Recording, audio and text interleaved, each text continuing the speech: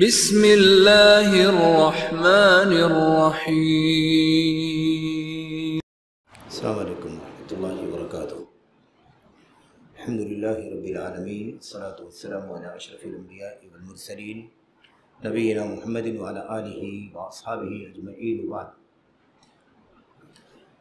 برادران اسلام، دینی اور ملی بھائیوں، نوجوان دوستوں، احباب اور بزرگوں، قابل احترام اور بہنوں، عزیز بچوں، اللہ تبارک و تعالیٰ کے فضل و کرم سے، اس کی توفیق سے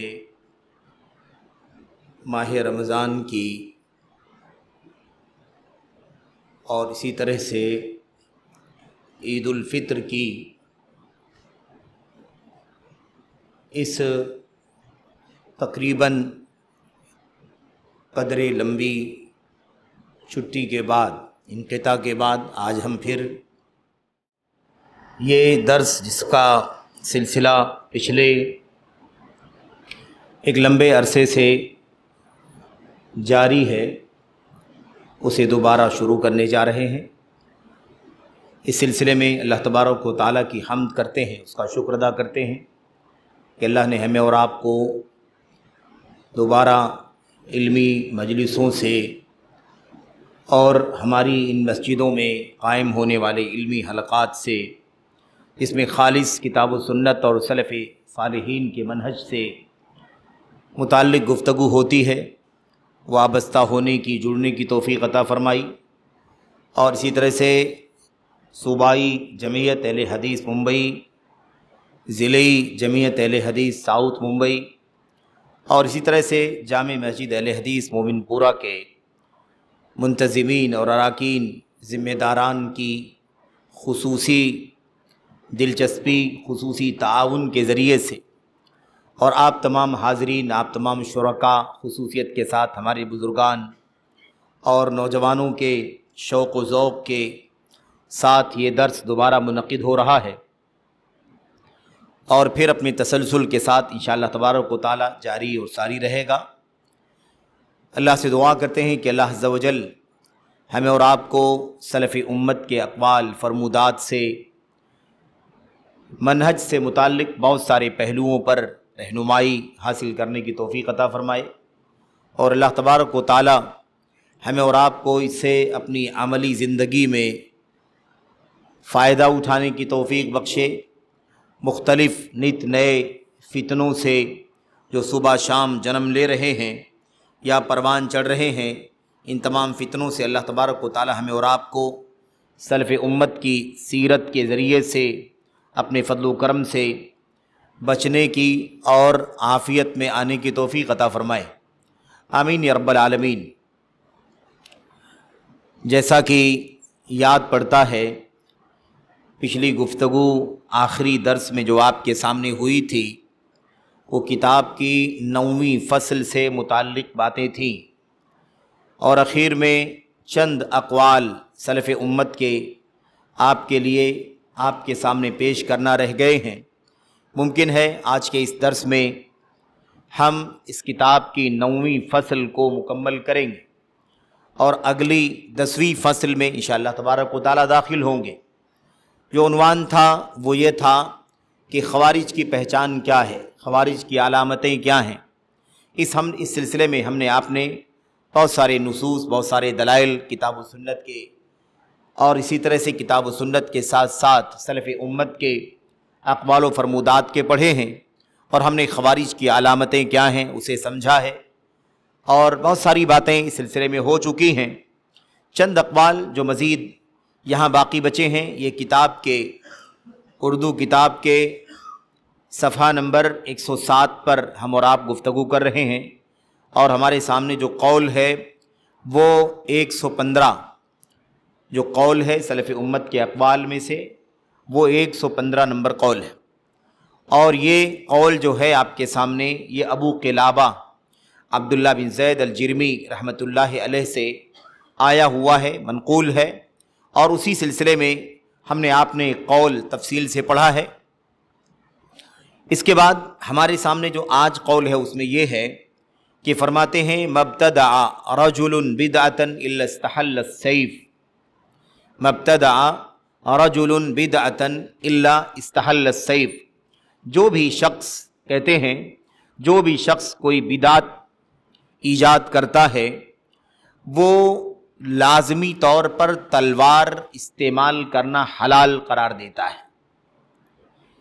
ये अजीब व गरीब मसला है कि जो भी बिदात अख्तियार करता है, बिदात ईजाद करता है, किसी नई चीज़ को दीन समझता है और उसके मुखालिफिन को वो बातिल पर समझता है, ये लाजमी बात है नतीजे के तौर पर, सबब और ज़रिए के तौर पर कि वो तलवार को हलाल समझता है। क्या मतलब है तलवार को हलाल समझना? हमने आपने चूँकि एक लंबे इनक़िता के बाद आज का ये दर्स मुनक़िद हो रहा है, वरना हमने ख़वारिज की अलामतों में अल्लाह के नबी अलैहिस्सलाम के वो अक़वाल भी पढ़े हैं जिसमें आपने ख़वारिज की अलामतें बयान फरमाई हैं, और उनमें आपने ये बात फरमाई है यक़्तुलून अहलल इस्लाम व यदऊन अहलल औसान, कि इन ख़वारिज का तरीक़ा, उनकी अलामत, उनका तौर तरीक़ा, उनका रवैया ये है कि वो अहले इस्लाम को कत्ल करेंगे, मुसलमानों को कत्ल करेंगे, कलमा पढ़ने वालों को, इस्लाम के नाम लेवाओं को, इस्लाम से इंतिसाब रखने वालों को, मुसलमानों को क्या करेंगे? कत्ल करेंगे। वयदऊना अहलल औसान, और बुत परस्तों को छोड़ देंगे, बुत परस्तों को छोड़ देंगे। ऐसा नहीं है कि बुत परस्तों को जहाँ जब जैसे चाहें उन्हें कत्ल करते फिरें, ये मतलब नहीं है कि अगर बग़ैर किसी उसूल और ज़ाब्ते के किसी की भी जान, माल और आबरू पर अगर कोई हमला करेगा तो वो भी फितने और खुरूज ही के रास्ते पर चलेगा। लेकिन यहाँ मुआज़ने के तौर पर बात कही जा रही है कि इस्लाम के मानने वालों को कत्ल करेंगे और उनके बिलमुकाबिल जो मुशरिकीन हैं, कुफ़ार हैं, बुत परस्त हैं, उनको छोड़ देंगे। क्यों ऐसा करेंगे वो? इसलिए कि उन इस्लाम के मानने वालों को वो काफिर समझेंगे, इस्लाम के मानने वालों को काफिर समझेंगे, मुशरिक समझेंगे, दायरे इस्लाम से खारिज समझेंगे, और दायरे इस्लाम से खारिज बनाकर उन्हें क्या करेंगे? उन्हें कत्ल करेंगे। और ये बात जो अल्लाह के नबी अलैहिस्सलाम ने फरमाई, इसे बहुत जल्द ही सहाबे किराम ही के दौर में उम्मत के लोगों ने देखा भी, उम्मत के लोगों ने देखा भी। सबसे बड़ा फितना या सबसे पहला फितना जो इस्लाम की तारीख़ में रूनमा हुआ वो इन्हीं ख़वारिज का, दंगाइयों का फितना था, जो नाहक मुसलमानों का खून बहाना दीन समझते थे और उसे सवाब का काम समझते थे। ये चीज़ अल्लाह के नबी सल्लल्लाहु अलैहि वसल्लम ने फरमा दी थी। आपने कह दिया था कि बुत परस्तों को छोड़ेंगे, मुसलमानों को कत्ल करेंगे, और उसके बाद नतीजा सामने आ गया। हज़रत उस्मान गनी रज़ी अल्लाह ताला अन्हु के कत्ल के साथ ही इसकी सबसे बड़ी अमली शहादत नबी करीम सल्लल्लाहु अलैहि वसल्लम के कौल की मिल गई। और जिस फितने का तज़किरा उमूमी तौर पर सहाबे किराम के ज़बानों पर या ताबईन के ज़बानों पर जिस फितने का ज़िक्र आता है वो इन्हीं ख़वारिज का फितना है, जिन ख़वारिज का काम था तकफ़ीर करना, एक मुसलमान को दायरे इस्लाम से खारिज करना, उसे काफिर करार देना और उसे काफिर करार दे करके कत्ल करना, उसकी जान को, उसके माल को, उसकी आबरू को हलाल समझना, ये ख़वारिज का फितना था। इसीलिए फितना हज़रत इमाम मोहम्मद इब्न सीरीन रहमतुल्लाह अलैह का मशहूर कौल, जिसे इमाम मुस्लिम ने अपनी सहीह के मुक़द्दमे में नक़ल फरमाया है, वो कहते हैं लम यकूनु यसअलून अनिल इस्नाद हत्ता इज़ा वक़अतिल फितनतु क़ालू सम्मु लना रिजालकुम।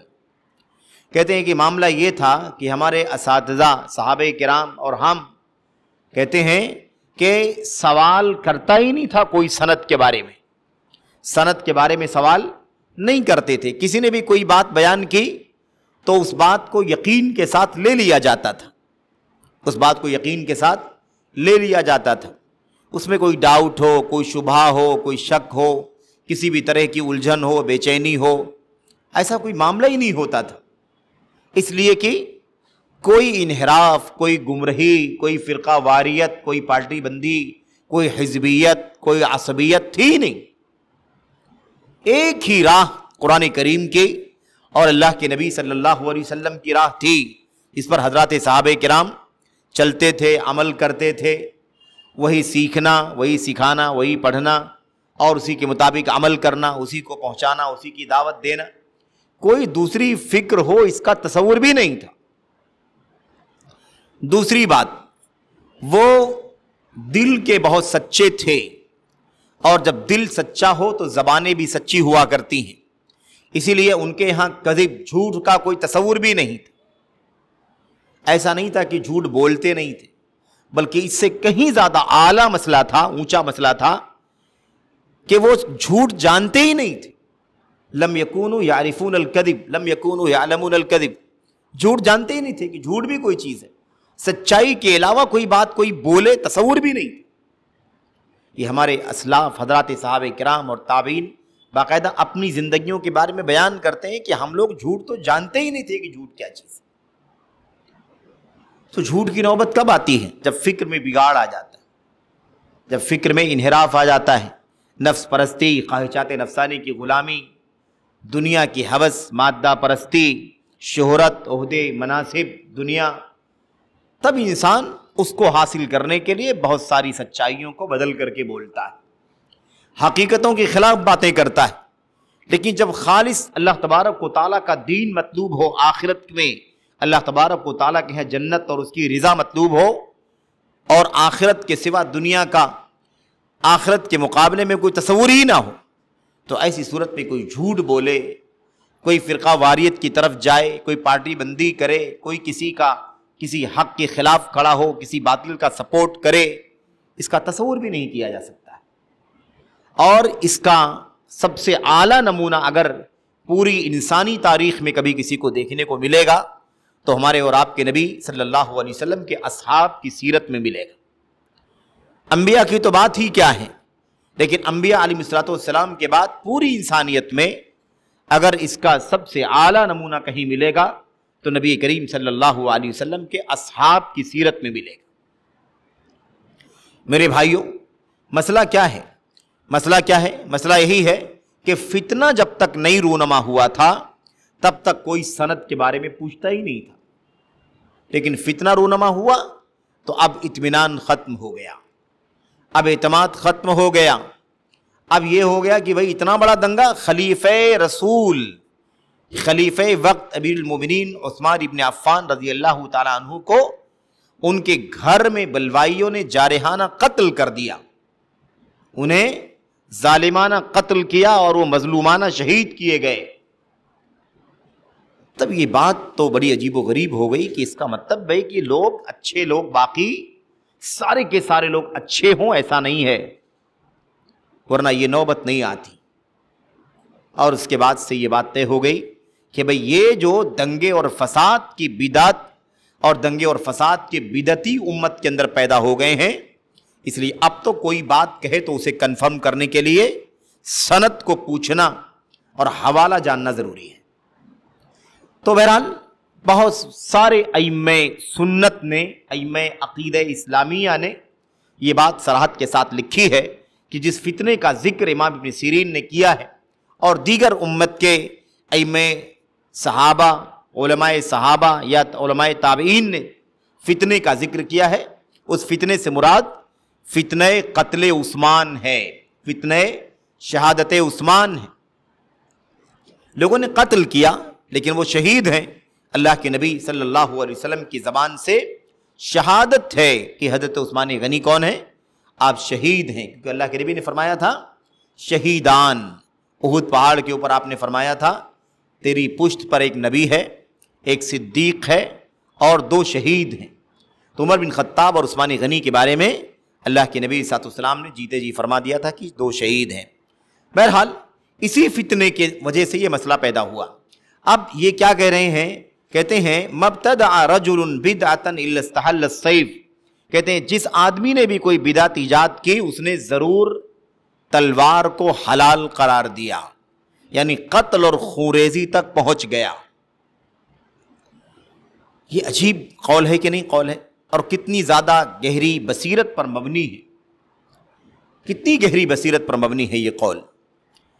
اور یہ سب سے پہلی بدعت ہے جو وجود میں آئی ہے، سب سے پہلی بدعت وجود میں آئی خارجیت کی، اور اسی کے ساتھ رافضیت کی، اسی کے ساتھ رافضیت کی، سبائیت کی آگے تذکرہ آئے گا، چند اقوال کے بعد یہ ساری باتیں آ رہی ہیں۔ تو علی بن ابی طالب رضی اللہ تعالیٰ عنہ کا نام، آل بیت رسول کا نام لے کر کے صحابہ کرام کے اور امت کے دیگر لوگوں کی جان کو حلال سمجھنا روافض کی بدعت۔ خوارج تو ہی ہیں، انہی کو سابعہ کہا جاتا ہے یا سبائی کہا جاتا ہے، سبائی ٹولہ، عبداللہ بن سبا یہودی یمن کا، اس کے فتنے کی وجہ سے نہ جانے کتنی جانیں گئی ہیں، اور بہرحال تذکرہ آئے گا آگے تو مزید باتیں انشاءاللہ تبارک و تعالیٰ کی جائیں گی۔ تو عبداللہ بن سبا نے بھی اس میں یہی جو رافضیت ہے، شیعیت جس کو ہم کہتے ہیں، اسی میں غلو، حد سے زیادہ تجاوز کرنا، یہ کام کس کا تھا؟ سبائیت کا تھا۔ عبداللہ بن سبا یہودی کا جو عقیدہ نظریہ تھا، اس کی جو فکر تھی، وہ اسی رافضیت شیعیت کی حد سے زیادہ غلو کی شکل تھی، شدت پسندی کی شکل تھی، اس طور پر کہ وہ علی بن ابی طالب رضی اللہ تعالیٰ عنہ کو الہ کہتا تھا۔ علی بن ابی طالب رضی اللہ تعالیٰ عنہ کو کیا کہتا تھا؟ الہ، معبود۔ علی کو اللہ کہتا تھا، غلو کی آخری حد۔ اور یہی نہیں، علی بن ابی طالب رضی اللہ تعالیٰ عنہ نے یہ بات فرما دی کہ جو شخص اس عقیدے سے باز نہیں آئے گا، میں اسے آگ کی سزا دوں گا، میں اسے جلا دوں گا۔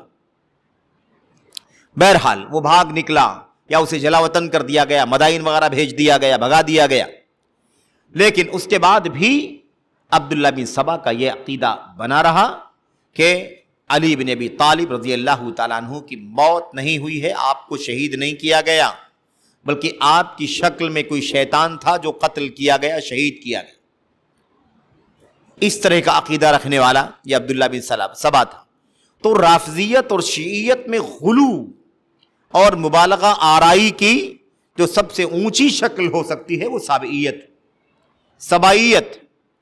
بہرحال تو اب دیکھیے ان سب کا عقیدہ کیا ہے، یہ سب کے سب مشترک ہے، خوارج، روافض، شیعہ اور ایسے ہی یہ سبائی، یہ سب کے سب اس بات میں مشترک ہیں کیا کہ کلمہ پڑھنے والا آدمی اپنے گناہ کبیرہ کی وجہ سے کافر ہو جاتا ہے، اور کافر ہو جانے کی وجہ سے اس کی جان لینا، اس کا خون بہانا حلال ہو جاتا ہے۔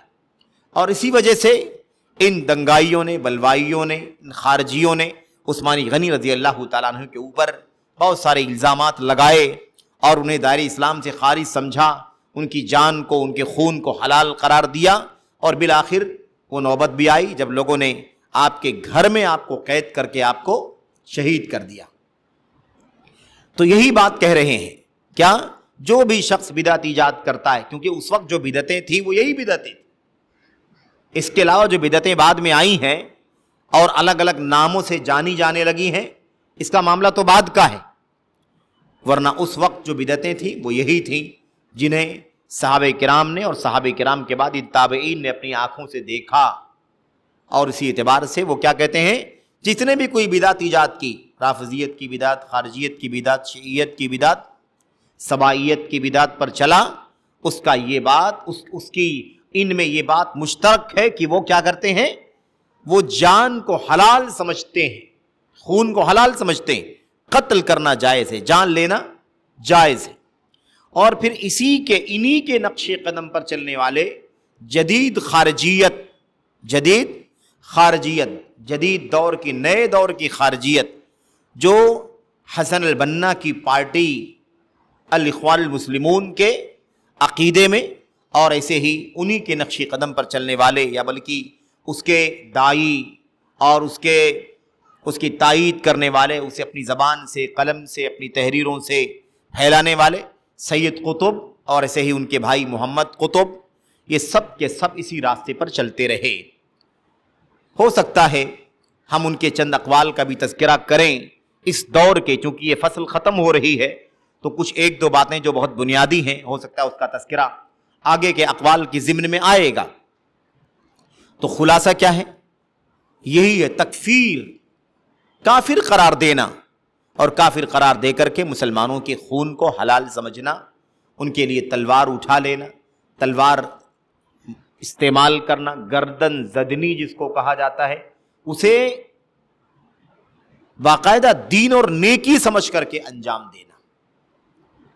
خلیفۃ المسلمین کو اگر قتل کر سکتے ہیں اس وقت کے خوارج اور بلوائی، دنگائی، سبائی لوگ، تو آج ان کے نقش قدم پر چلنے والے اگر مسلمانوں کے امام کو، مسلمانوں کے بادشاہ کو، مسلمانوں کے خلیفہ کو اگر گالیاں دیتے ہوں، طعن و تشنیع کرتے ہوں، تو کون سے بڑی بات؟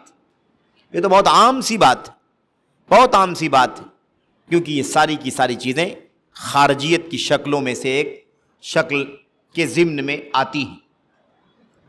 بہرحال تو استحل السیف کا مطلب آپ کی سمجھ میں آ گیا، تلوار کو حلال سمجھتا ہے، یعنی کیا مطلب؟ تلوار استعمال کرنا اس آدمی کے خلاف جائز ہے، اس آدمی کے خلاف تلوار استعمال کرنا جائز، اس کی گردن مارنا جائز، اس کو قتل کرنا جائز، اس کا خون بہانا جائز ہے، اس کے مال کو ہڑپ کر لینا جائز ہے، اس کی گھر کی خواتین کو اپنے لیے باندی لونڈی بنا لینا جائز ہے۔ اس طرح کا عقیدہ رکھنے والے یہ بدعتی ہیں۔ تو اب پتہ کیا چلا خوارج کی ایک پہچان کیا ہے؟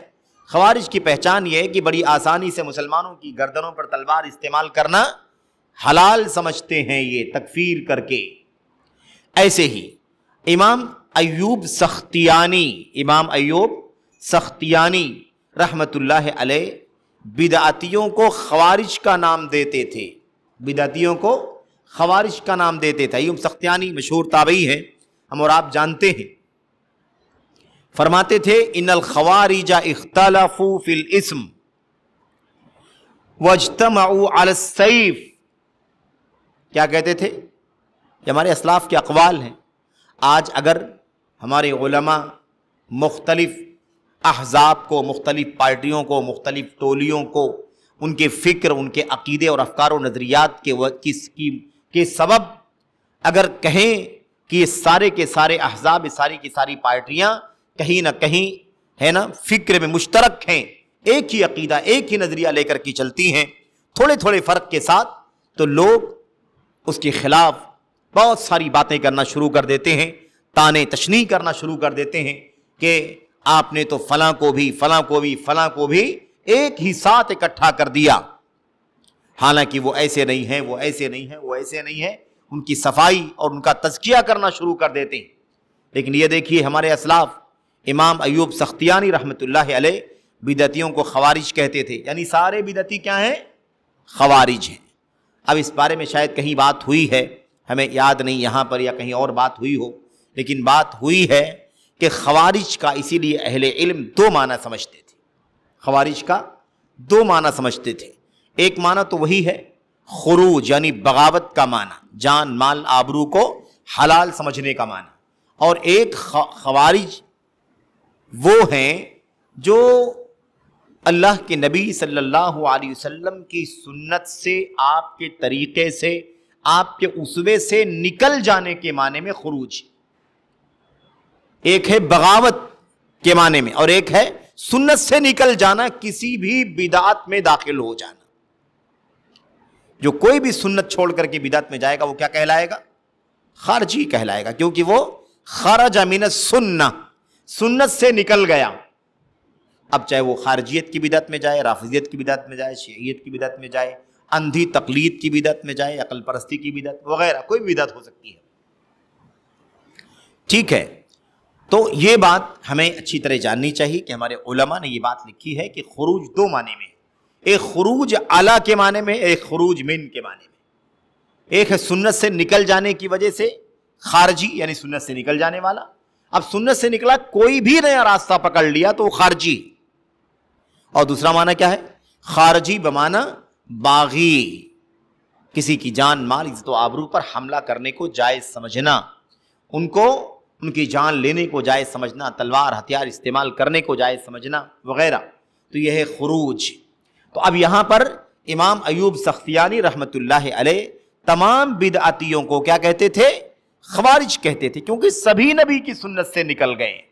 جو عقل پرست ہو گیا وہ بھی خارجی ہو گیا، جو قبروں پر جا کر کے سر ٹیکنے لگا، پھول چڑھانے لگا، سجدہ کرنے لگا، طواف کرنے لگا قبروں کا، مزاروں کا، وہ بھی کیا ہو گیا؟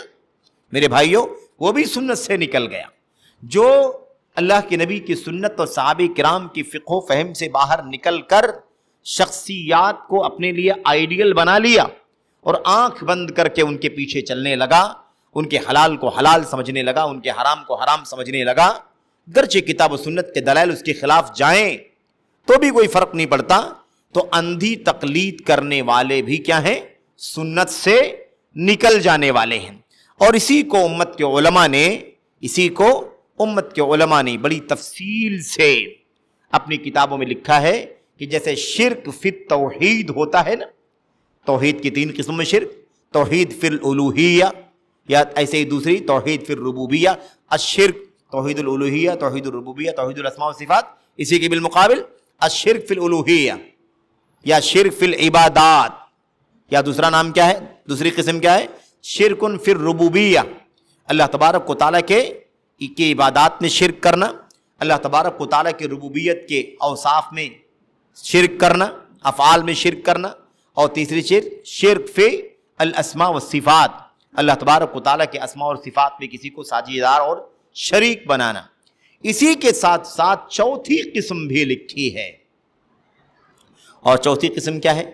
کلمہ طیبہ شہادتین کا دوسرا جز محمد الرسول اللہ کے خلاف جو بھی جاتا ہے وہ کیا ہے؟ وہ بدعتی ہے، اور وہ دراصل نبی علیہ الصلوۃ والسلام کو مکمل آئیڈیل بنانے کے بجائے کسی شخصیت کے پیچھے اگر چلتا ہے، آنکھ بند کر کے ان کی باتوں کو ماننا واجب سمجھتا ہے، تو وہ دراصل اس شخصیت کو رسالت میں شریک ٹھہراتا ہے، رسالت میں شریک ٹھہراتا ہے۔ اسی لیے الشرک فی الرسالہ، الشرک فی الرسالہ کے عنوان سے امت کے علماء نے اپنی کتابوں میں تذکرہ کیا ہے۔ تو اگر کوئی سنت رسول کی اتباع اور پیروی کرنے کے بجائے شخصیات، فرق، احزاب، پارٹیاں اور فلاں اور بڑا اور چھوٹا ان کے پیچھے کوئی چلتا ہے، تو ایسی صورت میں وہ کیا کرتا ہے؟ وہ دراصل رسالت میں شرک کرتا ہے، اتباع رسول میں کسی امتی کو ویسے شریک بناتا ہے جیسے نبی کریم صلی اللہ علیہ وسلم کا مقام اور آپ کا مرتبہ ہے۔ اس بات کو بڑی صراحت سے علماء نے لکھا، اور ہو سکتا ہے آگے ان کتابوں کے مصنفین کے نام اور ان کے اقوال بھی آپ کے سامنے پڑھے جائیں۔ یہاں پر ایوب سختیانی کیا فرماتے ہیں؟ بدعتی جتنے ہیں سب کے سب خوارج، یعنی سب کے سب سنت سے نکلے ہوئے ہیں، جتنے بدعتی ہیں سنت کو چھوڑنے والے وہ سب کیا ہیں؟ وہ سب کے سب سنت سے نکل جانے والے ہیں۔ اور کہتے تھے ان الخوارج اختلفوا فی الاسم، خوارج نام میں تو مختلف ہیں، یعنی خوارج کے فرقوں کے نام کیا ہیں؟ الگ الگ ہیں، لیکن کہتے ہیں وَاجْتَمَعُوا عَلَى السَّيْفِ، لیکن تلوار کے حلال ہونے پر سب متفق۔ ارے بھئی یہ شیعہ بدعتی ہے، یہ رافضی بدعتی ہے، یہ خارجی بدعتی ہے، سمجھ رہے ہیں؟ اور ایسے ہی دیگر بدعتی حضرات جو آج کل بھی الگ الگ ناموں سے فرقوں سے جانے جاتے ہیں، اخوانی بدعتی، مودودی بدعتی، سمجھ رہے ہیں؟ ایسے ہی قطبی بدعتی، یہ سب کیا ہے؟ یہ سب کا سب ایک چیز میں وہ مشترک ہیں کہ سب کے یہاں کہیں نہ کہیں جان مال کو حلال سمجھنے کا عقیدہ اور فکرہ پھیلانے کا کام ہے۔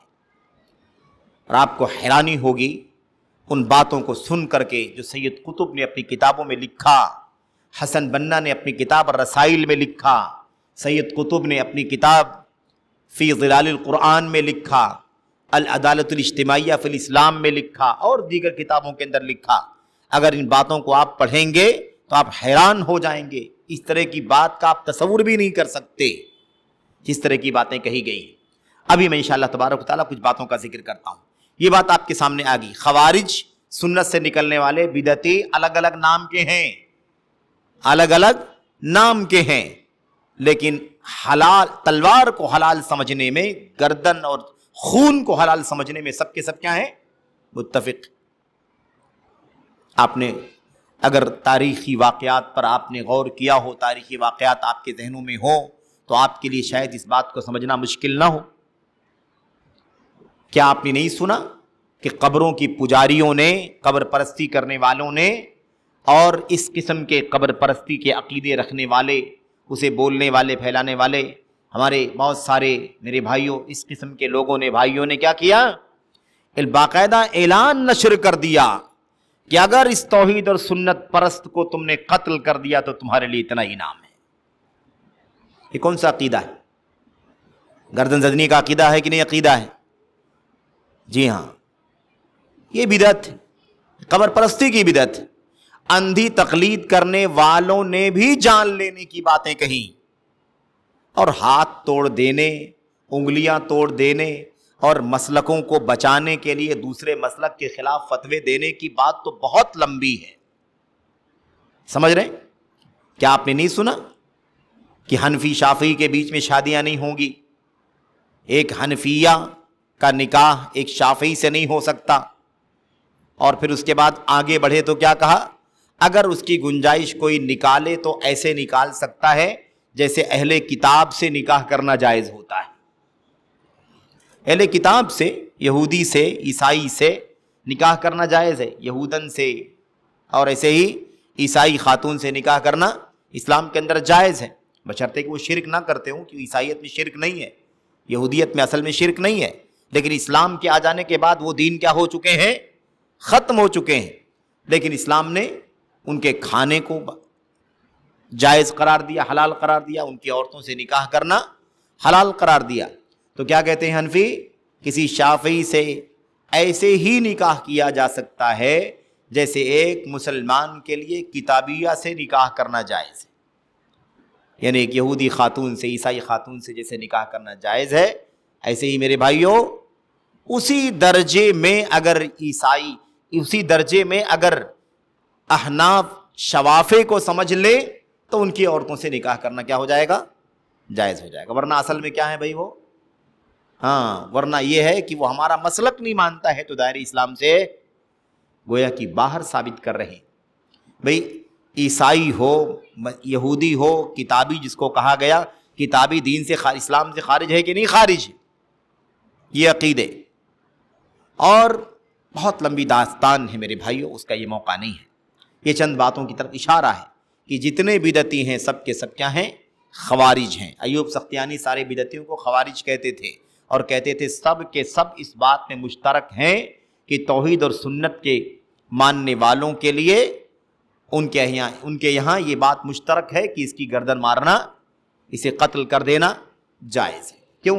اس لیے کہ اس عقیدے پر نہیں ہے تو دائرہ اسلام سے خارج، اس عقیدے پر نہیں ہے تو دائرہ اسلام سے خارج ہے، ہماری بات نہیں مانتا تو دائرہ اسلام سے خارج۔ ابھی میں آپ کے سامنے بات ذکر کرتا ہوں یہ بات۔ اس کے بعد امام ابو امامہ رحمۃ اللہ علیہ فرماتے ہیں، قرآن کریم کی آیت کریمہ جو سورہ آل عمران کی آیتوں میں سے ہے، شروع کی آیتوں میں ہے یہ آیت کریمہ، اور اس کا ترجمہ، اس کی تفسیر، اس کی باتیں، تفصیلات ہم نے اچھی طرح سے ہے نا 1 سے 2 درسوں میں پڑھا ہے۔ اس آیت کریمہ کا ٹکڑا ہے فَيَتَّبِعُونَ مَا تَشَابَهَ مِنْ، فَيَتَّبِعُونَ مَا تَشَابَهَ مِنْ، کہ جو لوگ جن کے دلوں میں کجی ہے، ٹیڑھاپن ہے، وہ متشابہ آیتوں کی پیروی کرتے ہیں، متشابہ آیتوں کی پیروی کرتے ہیں۔ آیت سورہ آل عمران کی آیت نمبر 7 کا ایک حصہ ہے۔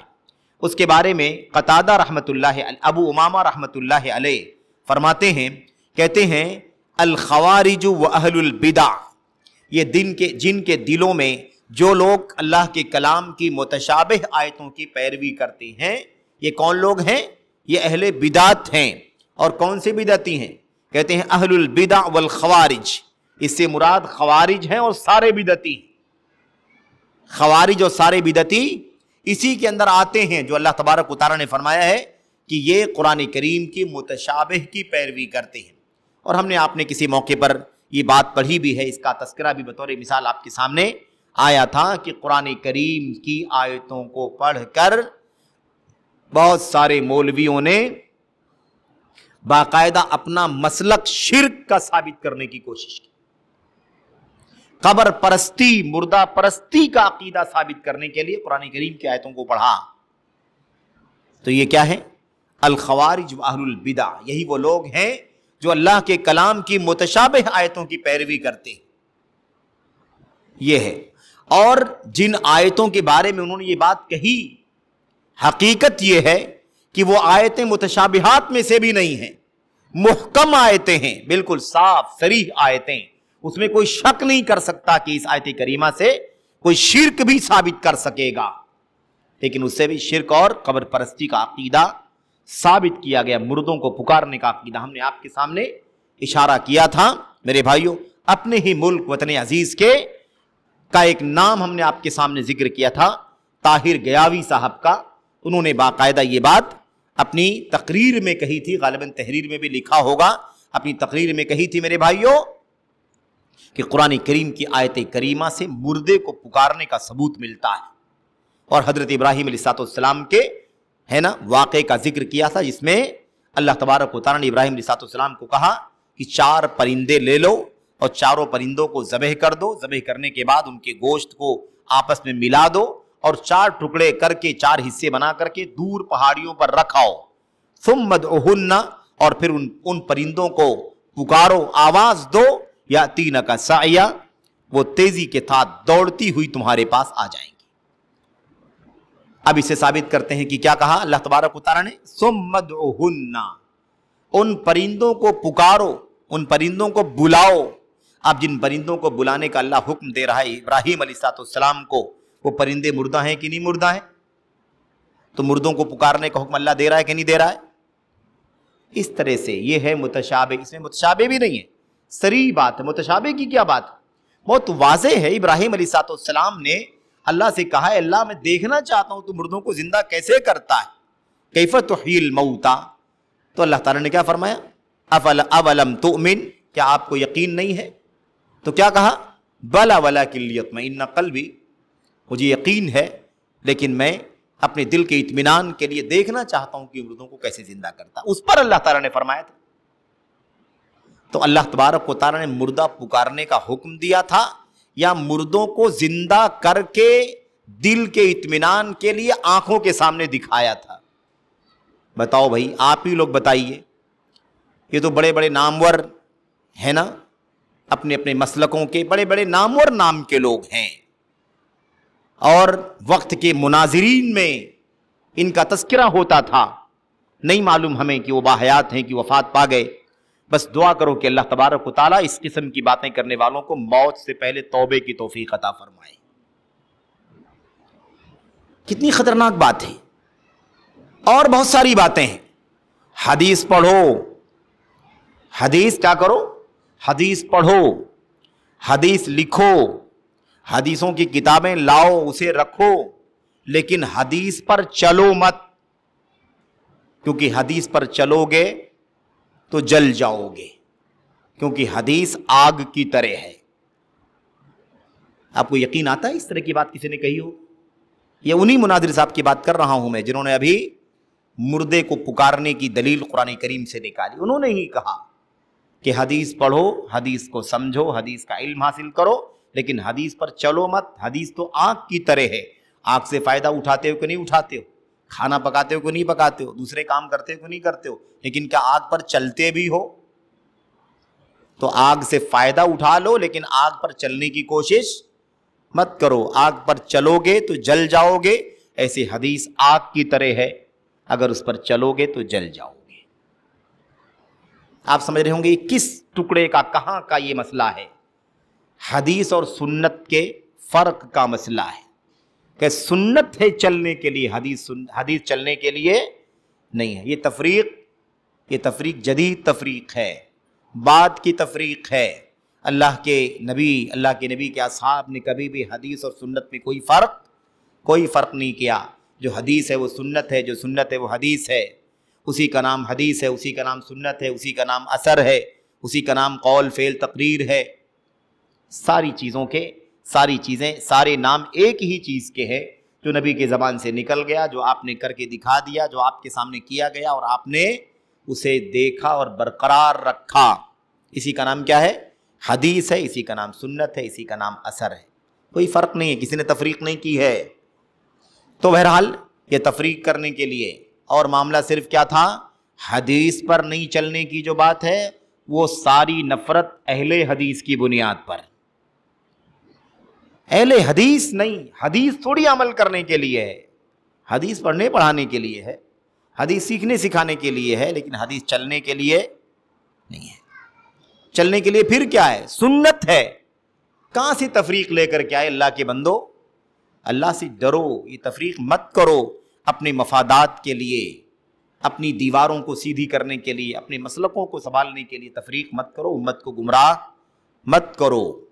اسی لیے میں کہتا ہوں اللہ تبارک و تعالیٰ سے دعا کرو کہ اللہ موت سے پہلے توبے کی توفیق عطا فرما دے، آمین۔ بہرحال تو کیا کہا قتادہ؟ آگے دیکھیے قتادہ کیا کہتے ہیں رحمت اللہ علیہ، فَأَمَّا الَّذِينَ فِي قُلُوبِهِمْ زَيْغٌ، اسی آیت کریمہ کا حصہ ہے، جن لوگوں کے دلوں میں کجی ہے، ٹیڑھا پن ہے، جن لوگوں کے دلوں میں کجی ہے، ٹیڑھا پن ہے، وہ کیا کرتے ہیں؟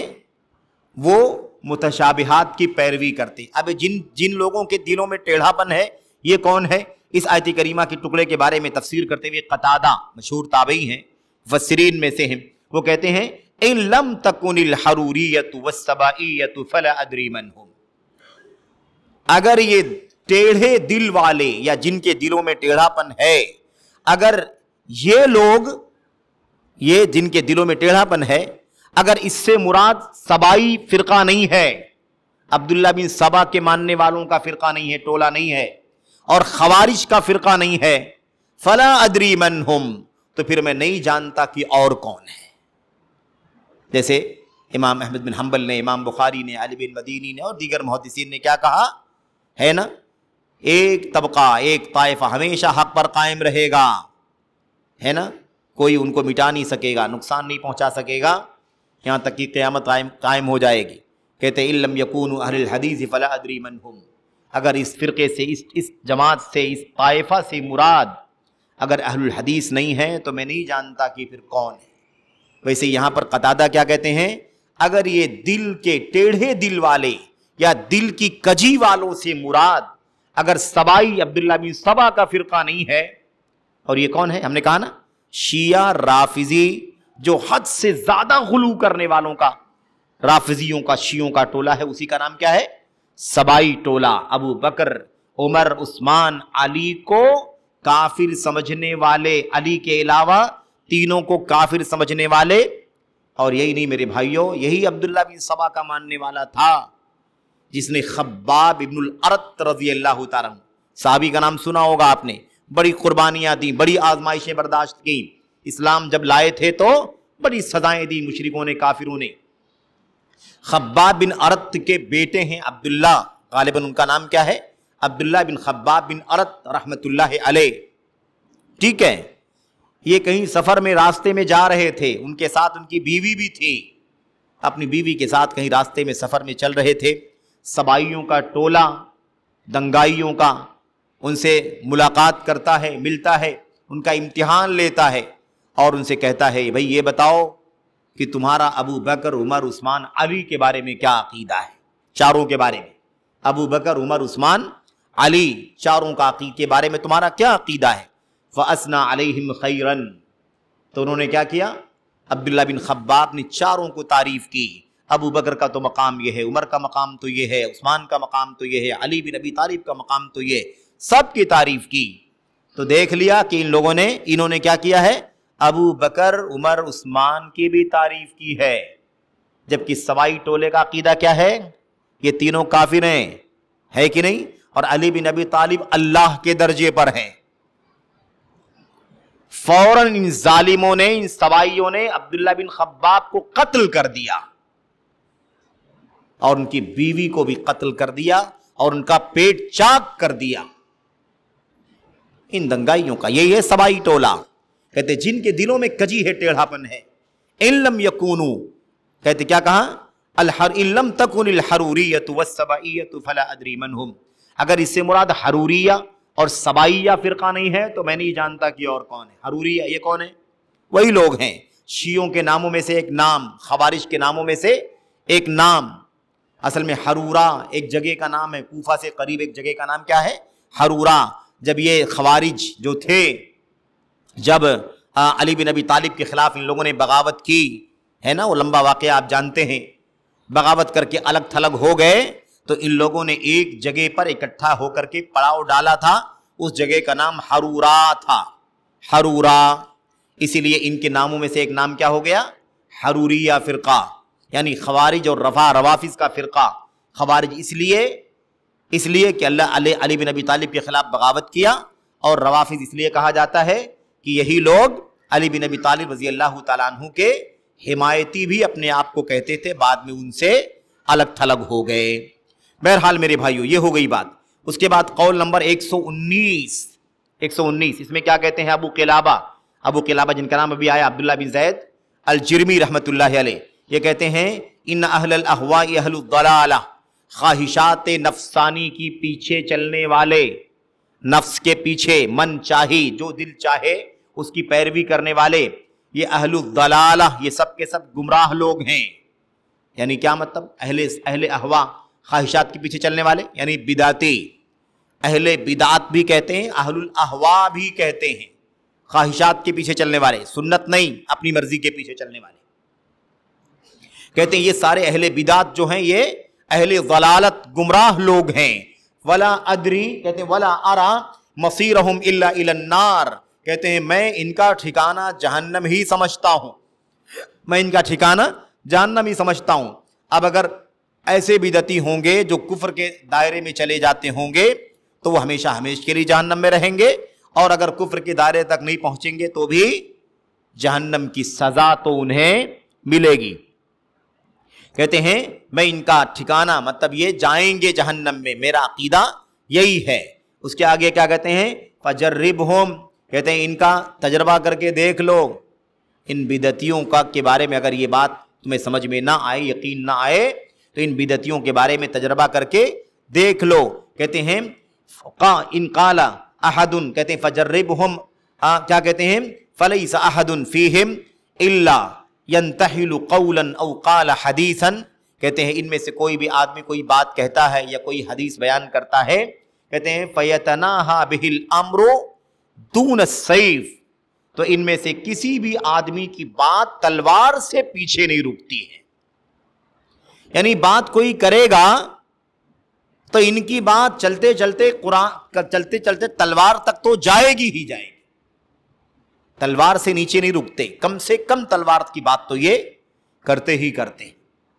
یہ ابو قلابہ جرمی ہے میرے بھائیوں، مشہور امت کے علماء اور ائمہ میں سے۔ اس کے بعد کیا کہتے ہیں آگے؟ کہتے ہیں ان ہؤلاء وان ہؤلاء اختلف قولهم واجتمعوا فی السیف، کہتے ہیں ان لوگوں کی باتیں تو الگ الگ ہیں، وہ الگ بات بولتا ہے، وہ الگ بات بولتا ہے، لوگوں کی بدعتیں الگ الگ ہیں، لیکن تلوار میں سب متفق ہیں، تلوار میں سب کے سب کیا ہیں؟ متفق ہیں۔ بہرحال یہ بات مختصر ہم کر کے آگے بڑھتے ہیں، کیونکہ اس طرح کی باتیں اس سے پہلے بھی آ چکی ہیں۔ آخری بات، امام ابن بطہ رحمۃ اللہ علیہ، جن کی مشہور کتاب ہے نا الابانۃ الکبریٰ، از امام ابن بطہ العکبری رحمۃ اللہ علیہ، ان کی کتاب ہے، مشہور امام ہے سنت کے۔ تو ابن بطہ رحمۃ اللہ علیہ فرماتے ہیں الحروریۃ والخوارج والسبائیۃ والروافض اصحاب عبداللہ ابن سبا، کیا کہتے ہیں؟ یہ چاروں فرقے، الحروریہ، الخوارج، السبائیہ اور ایسے ہی الروافض، چار فرقوں کے نام الگ الگ نام لیے، لیکن یہ سب کے سب کیا ہیں؟ یہ سب کے سب عبداللہ بن سبا کے پیروکار ہیں۔ کون ہیں وہ؟ الحروریہ۔ بات آ گئی حرورہ کے مقام پر ان لوگوں نے الگ تھلگ ہو کر کے اپنے آپ کو بغاوت کر کے الگ تھلگ کر لیا تھا۔ خوارج، انہی کا نام خوارج پڑا بعد میں جب ان لوگوں نے بغاوت کی اور تلوار کو اٹھانا جائز قرار دیا۔ روافض، اپنے آپ کو آل بیت رسول کا محبت کرنے والا اور عقیدت ظاہر کرنے والا طبقہ، اور جو سارے صحابہ کرام کو آل بیت رسول کے سوا کافر سمجھتا ہے، روافض۔ میرے بھائیوں، یہ رافضیوں کا، یہ کہتے ہیں یہ سب کے سب، اور سبائیہ کا ذکر آ چکا، عبداللہ بن سبا کے ماننے والے ہے نا، ان کا عقیدہ وغیرہ سرسری طور پر ان کا ذکر آپ کے سامنے آ گیا۔ کیا کہتے ہیں؟ اصحاب عبداللہ بن سبا، یہ سب کے سب عبداللہ بن سبا کے ساتھی، یہ سب کے سب عبداللہ بن سبا کے شاگرد ہیں، یہ سب کے سب عبداللہ بن سبا کے ماننے والے اور ان کے پیروکار ہیں۔ عبداللہ بن سبا، اور یہ بھی عجیب بات ہے میرے بھائیو، تاریخ کیسی کیسی چیزوں کو اپنے سینے میں محفوظ رکھتی ہے۔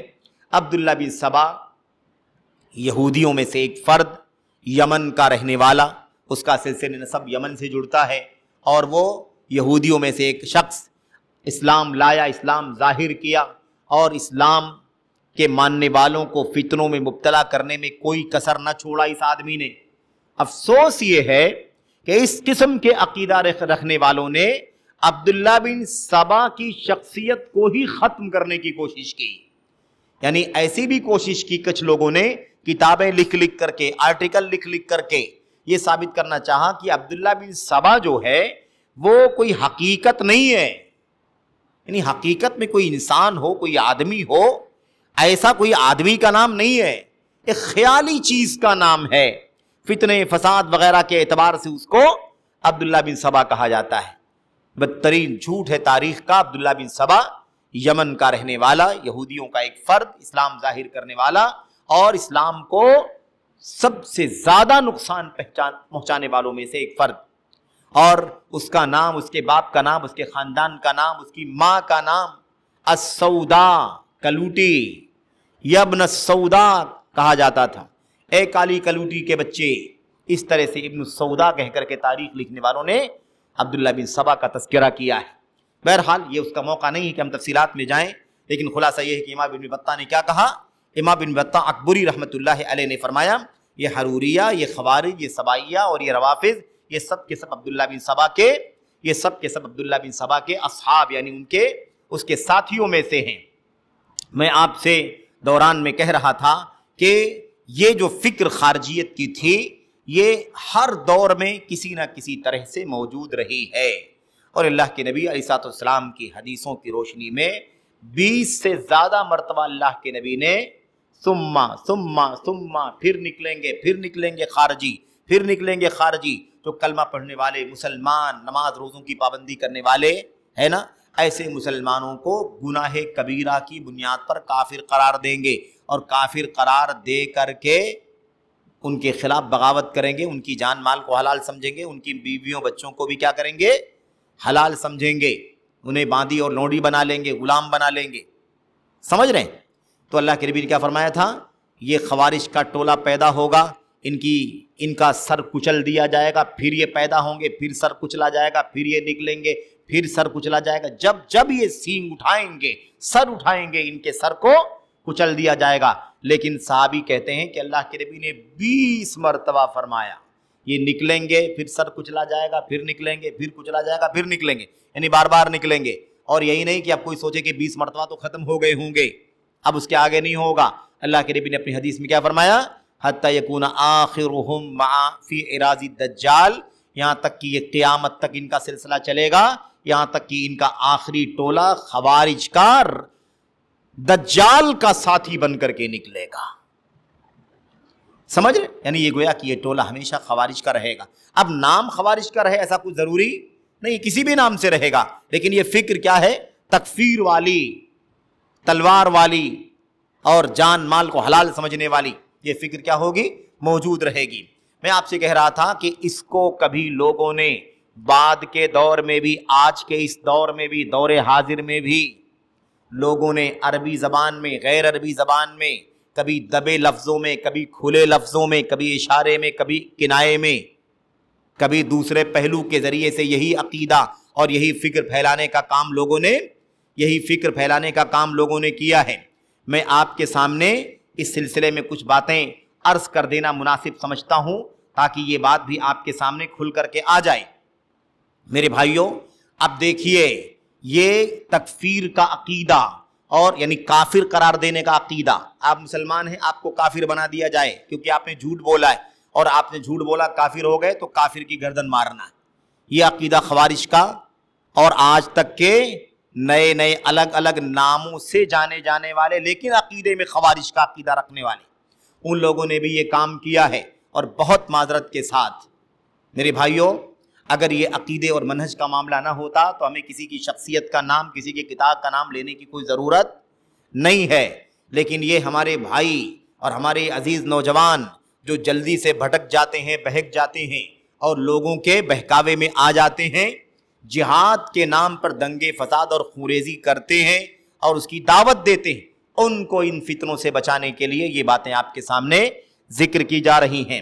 سید قطب نے فی ظلال القرآن لکھی اپنی کتاب، اس کتاب کے मेरे भाइयों वो किताब जो है वो 4 जिल्दों में छपी है और चारों जिल्दें मुसलसल छपी हैं। मुसलसल का मतलब समझते हैं ना, एक होता है कि एक जिल्द को अगर 500 पेज में है तो 500 पेज कंप्लीट करके ख़त्म, अगली जिल्द शुरू होगी पेज नंबर 1 से और उसके जितने पेज होंगे वहाँ पर वो ख़त्म, फिर तीसरी जिल्द पेज नंबर 1 से। ये आमतौर पर किताबों के छपने का तरीक़ा है।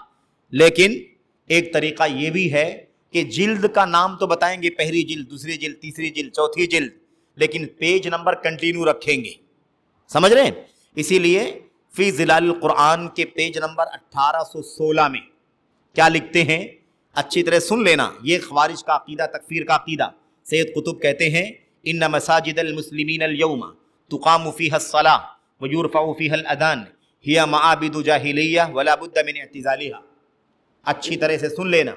क्या कहते हैं, आज कल मुसलमानों की ये मस्जिदें, ये हमारी मस्जिदें, कहते हैं मुसलमानों की मस्जिदें जिनमें नमाजें कायम की जाती हैं और उनमें अजानें दी जाती हैं, ये मस्जिदें जिनमें नमाज पढ़ी जा रही है, जिनमें अजानें दी जा रही हैं, ये मस्जिदें नहीं हैं। ये क्या हैं? माआबिद जाहिलिया, ये जाहिलियत के मंदिर हैं।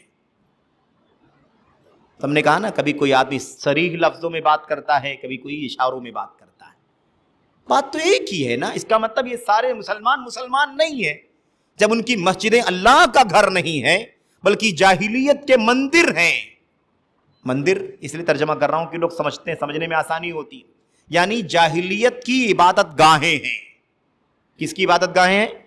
जाहिलियत की इबादत गाहें हैं। वला बुद्द मिन इअ्तिज़ालिहा, इसलिए इन मस्जिदों से अलग थलग रहना जरूरी है, इन मस्जिदों का बाइकाट करना जरूरी है। सैयद कुतुब ने कहा, अपनी किताब के अंदर लिखा। इसी सैयद कुतुब ने अपनी किताब के अंदर जिल्द नंबर 2, हमने कहा जिल्द कंटिन्यू है, सफ़ा नंबर 1057 में क्या लिखा, पूरी इंसानियत, तर्जमा कर रहा हूं, अल बशरियत व आदत इलल जाहिलिया वर्तद्दत अन ला इलाहा इल्लल्लाह। तर्जमा करता हूं मैं सरसरी तौर पर। कहते हैं पूरी इंसानियत जाहिलियत की तरफ पलट चुकी है, ला इलाहा इल्लल्लाह से मुर्तद हो चुकी है। पूरी जाहिलियत, पूरी बशरियत यानी सारे के सारे इंसान, उसके अंदर वो लोग भी शामिल हैं। लिखते हैं उसके अंदर, यानी इंसान तो हर तरह के हैं ना, अच्छे भी हैं, बुरे भी हैं, नमाजी भी हैं, बेनमाजी भी हैं, है ना। कहते हैं सारी इंसानियत मुर्तद हो चुकी है ला इलाहा इल्लल्लाह से। उनके अंदर वो लोग भी शामिल हैं जो लोग मीनारों पर अजानें देते हैं, जो लोग अजान के मीनारों से अजान की आवाज़ें बुलंद करते हैं, ला इलाहा इल्लल्लाह की आवाज़ें बुलंद करते हैं। मशरिक से, मगरिब से, शिमाल से, जुनूब से, हर तरफ मस्जिदों में अल्लाह ताला के नाम के कलिमात अजान के बुलंद करते, ये सब इसके अंदर शामिल है। क्योंकि इस ला इलाहा इल्लल्लाह का ना कोई माना है ना इसका कोई मतलब है। ये लोग, सुनिए अच्छे से तर्जमा, कहते हैं ये लोग अजाब के एतबार से क़यामत के दिन उनसे भी ज्यादा सख्त अजाब पाएंगे। वो लोग, ये लोग क़यामत के दिन उनसे भी ज्यादा सख्त अजाब पाएंगे जो लोग काफिर हैं, मुशरिक हैं पहले से, उनसे ज्यादा ये लोग क़यामत के दिन अजाब के हकदार होंगे। क्यों? इसलिए कि ये मुसलमान होने के बाद मुर्तद हो गए, इसलिए कि मुसलमान होने के बाद ये क्या हो गए? मुर्तद हो गए। कहते हैं अन्नहुम इर्तद्दु इला इबादतिल इबाद, इसलिए कि ये लोग अल्लाह की बंदगी को छोड़कर बंदों की बंदगी करने लगे हैं, जबकि इनके पास दलील आ चुकी है, हिदायत आ चुकी है। अल्लाह के दीन में आने के बाद ये निकल करके अल्लाह की इबादत करने के बजाय बंदों की इबादत करने लगे। कौन बंदों की इबादत कर रहा है? समझ गए कि नहीं समझ गए? इबादत का इनके यहां तसव्वुर क्या है? सबसे बड़ा मेरे भाई, सबसे बड़ा तसव्वुर है हुकूमत होनी चाहिए, बस ये है इनका नजरिया मेरे भाइयों। और आखिरी बात कहकर के बात में खत्म कर देता हूं। इन्हीं के असल बानी, इसी फिरके के हसन अल बन्ना अल इख्वान अल मुस्लिमून जो फिरका है, इसके फाउंडर और इसके बानी, इनका अकीदा क्या है? आप जरा अंदाजा लगाइए कि कैसी कैसी बातें लोग बड़ी आसानी के साथ लिखते हैं, बोलते हैं।